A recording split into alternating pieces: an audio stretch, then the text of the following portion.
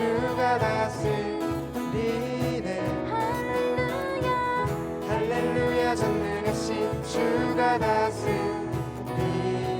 할렐루야 할렐루야 전능하신 주가 다스리네. 할렐루야 전능하신 주가 다스리네.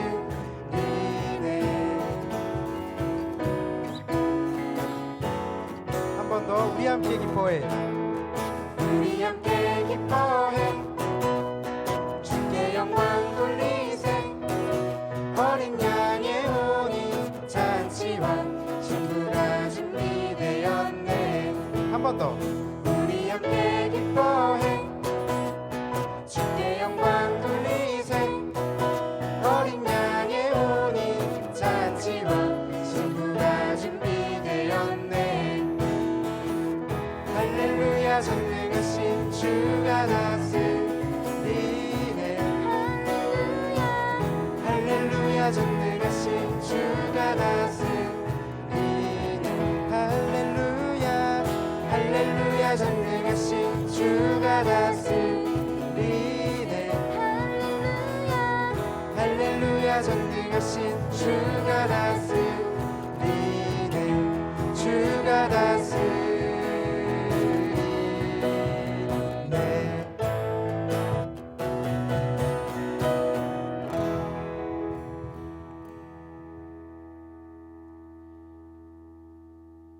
주 앞에 엎드려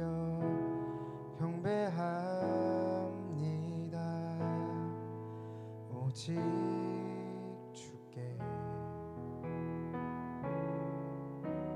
주 경배합니다.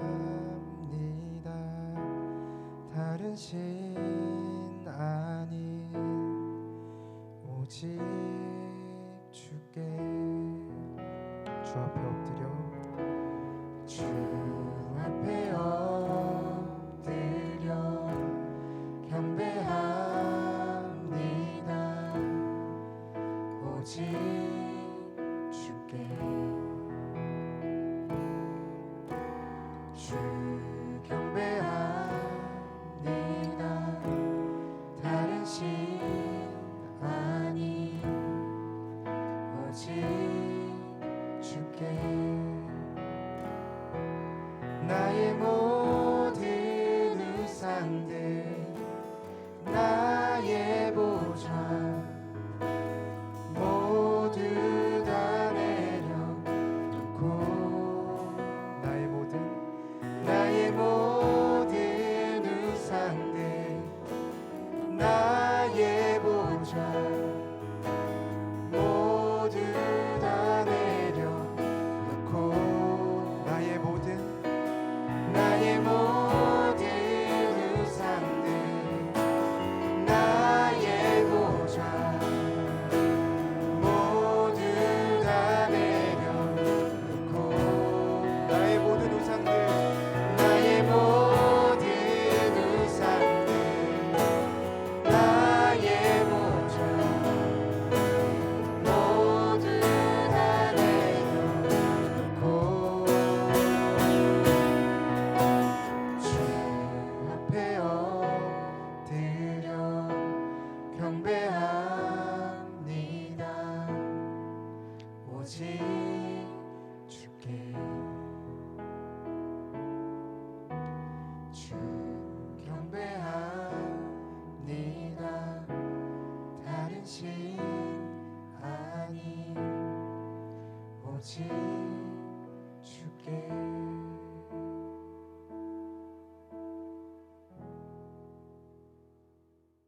기도하겠습니다. 하나님 아버지 감사합니다. 오늘 이 귀한 새벽을 깨워주셔서 찬송을 드리고 말씀을 듣게 하시니 감사드립니다. 오늘 주의 말씀을 전할 때에 하나님의 은혜를 부어주시고 또 기도하는 모든 분들께 성령을 더하여 주시옵소서. 하나님 감사합니다. 이 모든 말씀 예수 그리스도 이름으로 기도드렸습니다. 아멘. 오늘의 말씀은 사도행전 3장 1절부터 10절까지의 말씀입니다. 제가 빠르게 읽도록 하겠습니다. 제9시 기도 시간에 베드로와 요한이 성전에 올라갈새 나면서 못 걷게 된 이를 사람들이 메고 오니 이는 성전에 들어가는 사람들에게 구걸하기 위하여 날마다 미문이라는 성전문에 두는 자라. 그가 베드로와 요한이 성전에 들어가려 함을 보고 구걸하거늘 베드로가 요한과 더불어 주목하여 이르되 우리를 보라 하니 그가 그들에게서 무엇을 얻을까 하여 바라보거늘 베드로가 이르되 은과 금은 내게 없거니와 내게 있는 이것을 내게 주노니 나사렛 예수 그리스도의 이름으로 일어나 걸으라 하고 오른손을 잡아 일으키니 발과 발목이 곧 힘을 얻고 뛰어서서 걸으며 그들과 함께 성전으로 들어가면서 걷기도 하고 뛰기도 하며 하나님을 찬송하니 모든 백성이 그 걷는 것과 하나님을 찬송함을 보고 그가 본래 성전 미문에 앉아 구걸하던 사람인 줄 알고 그에게 일어난 일로 인하여 심히 놀랍게 여기며 놀라니라. 아멘. 오늘 본문 말씀의 1절에 제9시 기도 시간에 사도 2명이 예루살렘 성전으로 올라갑니다. 여기서 제9시라는 것은 오늘날 오후 3시를 나타냅니다. 오늘날 우리는 하루의 시작이 아침, 점심, 저녁으로 이루어졌다고 우리 생각하지만 이 유대인들은 하루의 시작이 저녁, 아침, 점심 순이었습니다. 그래서 이 오후 3시 기도하는 이 시간은 하루를 마무리하는 아주 그런 중요한 시간이라고 볼 수 있는데요. 이 시간에 두 사도가 예루살렘 성전으로 올라갑니다. 히브리 숫자에는 의미를 내포하고 있습니다. 히브리 숫자 2에는 증언하다, 증인된 숫자를 의미하고 있습니다. 그렇다면 오늘 이렇게 하루를 마무리하는 귀중한 시간에 이 두 사도가 무엇을 증언하기 위해 예루살렘 성전으로 올라가게 되었을까요? 오늘 그것을 이전의 말씀을 또 알아보도록 하겠습니다. 나면서 못 걷게 된 이를 사람들이 메고 오니 이는 성전에 들어가는 사람들에게 구걸하기 위하여 날마다 미문이라는 성전문에 두는 자라. 두 사도 베드로와 요한은 예루살렘 성전으로 올라갔습니다. 그리고 그 예루살렘 성전에는 미문이라는 그런 대문이 있었습니다. 그 미문은 영어로 beautiful gate라고 말하고 외형적인 모습을 통해서 골든 게이트라고 이야기합니다. 이 미문에는 두 가지 의미가 있습니다. 바로 첫 번째는 유대인의 종교적 허영심을 나타냅니다. 자신들이 믿고 있던 유대교 전통과 또 자신을 높이기 위해서 그러한 황금문으로 장식한 문을 드러내고 또 기쁘게 받아들였습니다. 또 한 가지 그 두 번째 의미는 바로 유대인들의 자만심이었습니다. 그 미문을 들락날락하면서 나는 하나님께 선택받은 백성이야. 저렇게 미문 밖에서 구걸하면서 저런 불쌍한 인생을 살지 않는 것에 나는 참 정말 대단한 사람이야. 나는 선택받은 하나님의 백성이야. 라는 그런 자만심을 드러냅니다. 그러한 가운데 그 미문에는 날 때부터 걷지 못하고 뛰지 못하는 그런 안증뱅이가 사람들에게 구걸하고 있습니다. 유대인들은 그 안증뱅이를 크게 외식하면서 도와줬을 것입니다. 내가 이런 사람이야 라고 이렇게 구제를 했을 것이고 난 요런 큰 자질이 있어. 나는 선한 사람이야. 드러내면서 그렇게 안증뱅이를 도와줬을 것입니다. 여기에는 불편한 진실이 있습니다. 분명 그 구제라는 것은 참 아름다운 것입니다. 그 약한 자를 돕는 그 구제가 오늘 하나님의 길에서 벗어난 이들에게 행하고 있다는 것을 우리는 알 수 있습니다. 신천지라는 이단 집단에는 그 신천지가 이단이라는 것을 그리고 잘못된 종교라는 것을 알면서도 그 집단에서 나오지 못하는 사람들이 있습니다. 그 이유는 날마다 그들에게 생활비를 주고 살아갈 집을 준다는 것입니다. 이렇게 불편한 진실 속 가운데 우리는 물어볼 수 있습니다. 정말 그것이 진정한 사랑입니까? 종교적인 이유 때문에 또 정치적인 그런 욕심 때문에 그리고 자기의 이해타산적인 계산 때문에 누군가를 구제합니다. 이것이 정녕 예수 그리스도께서 우리에게 보여주신 사랑입니까? 예수 그리스도께서 말씀하신 사랑입니까? 우리는 생각해 봐야 합니다. 오늘 4절 말씀에 이렇게 되어 있습니다. 베드로가 요한과 더불어 주목하여 이르되 우리를 보라 하니 베드로와 요한이 그 앉아있는 안진뱅이를 주목하게 됩니다. 여러분들, 이 베드로와 요한이 오늘 처음으로 이 성전에 방문했습니까? 아닙니다. 이 베드로와 요한은 어제도 왔었고, 그제도 왔었고, 이전에도 방문한 적이 있는 그런 성전일 것입니다. 안진뱅이에게도 오늘 처음 구걸했던 그런 첫 장소였습니까? 그 민문 앞에서 처음으로 구걸했습니까? 아닙니다. 이 안진뱅이도 어제도 있었고, 그제도 있었고, 이전에도 있었습니다. 그런데 오늘 이 성령이 충만한 제자들에게, 오순절날 성령이 충만한 그 사도들에게 오늘 그 가난하고 그 불쌍한 그 가난한 영혼들에게 주목하게 됩니다. 성령의 충만하심이 그 가난한 영혼들을 바라보게 만들었습니다. 그리고 어떻게 말합니까? 베드로가 이렇게 이야기합니다. 금과 은은 내게 없거니와 내게 있는 것 내게 주니 나사렛 예수의 이름으로 일어나 걸으라. 그렇게 선포하니 그 안진뱅이가 자리에서 일어나 서서 뛰고 걸어다니며 하나님을 찬양했다고 이야기합니다. 성령이 그것을 바라보게 하셨고 성령이 주목하게 하셔서 선포하게 하셨습니다. 성령이 임할 때 성령이 주목하게 하십니다. 우리 사랑하는 침례신학대학교 선생님들, 오늘 하루도 성령 충만한 하루를 보내시기를 간절히 축원드립니다. 성령이 임하실 때 우리는 성령이 주목하게 하시는 것을 바라볼 수 있습니다. 성령이 임할 때 우리는 하나님께서 기뻐하시고 뜻하신 바를 위해서 나아갈 수 있습니다. 성령이 임할 때 전에는 보이지 않았던 그 가난한 영혼들이 보이게 될 것입니다. 성령 임하시기를 간절히 축원드리겠습니다. 우리 교단은 아니지만 타교단 예장 합동 측에 이영복 목사님이라고 계십니다. 지금 잠깐 제가 들었던 이야기를 나누고자 하려는데요. 이 이영복 목사님께서는 파트 전도사 시절 때 어떤 한 교회를 섬기셨습니다. 그런데 그 교회 안에 정신적으로 또 육적으로 병을 가졌던 그런 아이가 있었습니다. 그렇게 교회 안에 또 공동체 내에 그런 어려움을 가진 분들이 있는 공동체면 우리가 생각하는 그 이상 그분들을 돕는 것이 정말 많은 수고가 필요하고 많은 헌신이 필요하다고 우리는 모두 알 수 있습니다.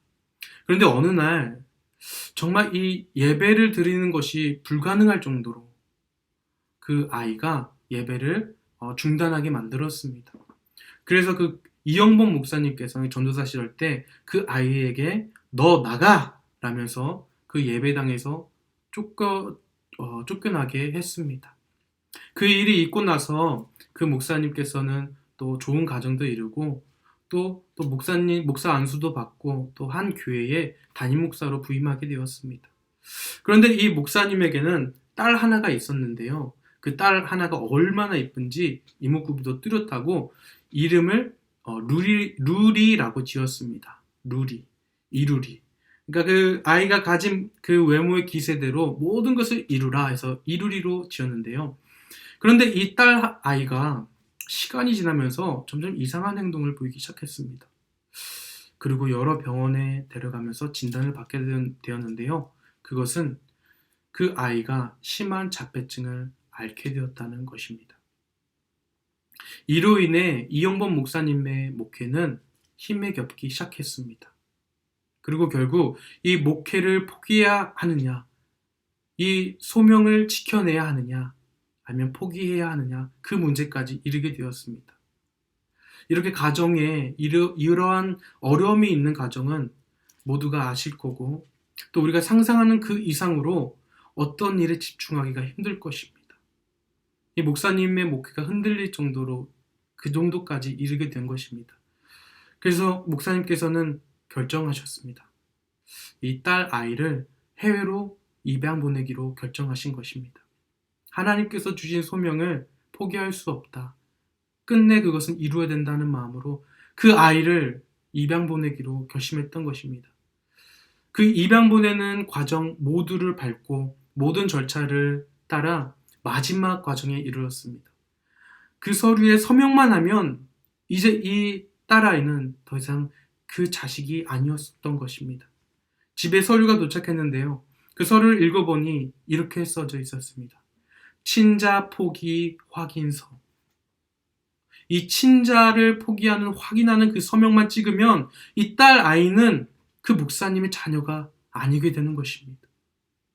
그런데 그 목사님이 서류를 열어 그 제목을 읽는 순간, 그 친자 포기 확인서라는 것을 읽는 순간 하염없이 눈물이 쏟아졌습니다. 내가 지금 무엇을 하고 있는 거지? 내가 지금 무슨 짓을 하고 있는 거지?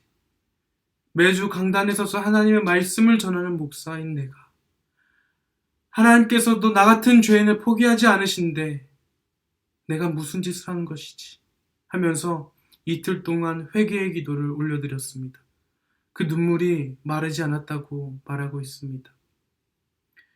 그런데 그 회개 기도를 드리는데 하나님께서 한 장면을 생각나게 하셨습니다. 그것은 바로 지난날에 전도사 시절 때 그렇게 예배당에서 자폐증을 앓고 있던 그 아이를 내쫓았던 그 장면을 떠오르게 하셨습니다. 그리고 그것을 목사님은 소명으로 받아들였습니다. 그로 인해 그 이영복 목사님께서는 담임 목회에서 내려오시고 홍천의 해 뜨는 집이라는 보육센터를 짓게 되셨습니다. 그리고 자신의 딸과 또 자신의 딸처럼 사회에서, 가정에서 버림받은 그런 아이들을 기르고 양육하며 예배자로 세워나갔습니다. 그 목사님께서 이렇게 이야기하셨습니다.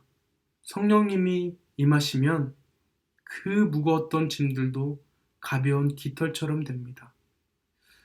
우리 사랑하는 침례신학교 우리 기숙사 선생님들, 성령이 임하실 때 우리의 심령이 살아납니다.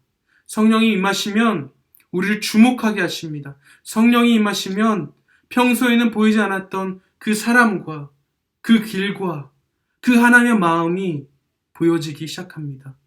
오늘 하루도 성령이 충만하신 하루가 되셨으면 좋겠습니다. 우리는 걱정이 하나 있죠. 우리가 졸업하면 이제 뭐 하죠? 하나님, 이제 무엇을 해야 되나요? 하나님, 누구를 만나야 되나요? 하나님, 어디로 가야 하나요? 오늘 그러한 물음이 모두 성령님이 임하실 때, 성령님이 우리 가운데 충만하실 때 주님께서 내려주신 정답으로 걸어가게 하실 것입니다. 성령이 임하실 때 우리의 심령이 살아납니다. 성령이 임하실 때 주님께서 주목해야 되는 그곳에 주목하게 하시고 걸어나가게 하시고 복음을 전하게 하십니다. 우리 사랑하는 우리 선생님들, 오늘도 그런 성령의 충만하심을 기대하시면서 복된 하루 되시기를 간절히 축원드리겠습니다. 기도하겠습니다. 하나님 아버지, 감사합니다. 우리에게 성령을 더하여 주시옵소서. 우리에게 성령이 임하실 때에 주여 주님이 바라시는 그곳에 우리가 나아가게 될 줄을 믿음으로 고백합니다. 우리에게 성령 충만함을 보여주셔서 아버지, 주님께서 바라시는 그 한 영혼에게, 주님께서 원하시는 그 길 위에 우리가 서 있게 하여 주시옵시고 우리의 영혼을 다시 한번 살려 주시옵소서. 하나님 감사합니다. 이 모든 말씀 예수 그리스도의 이름으로 간절히 기도드렸습니다. 아멘.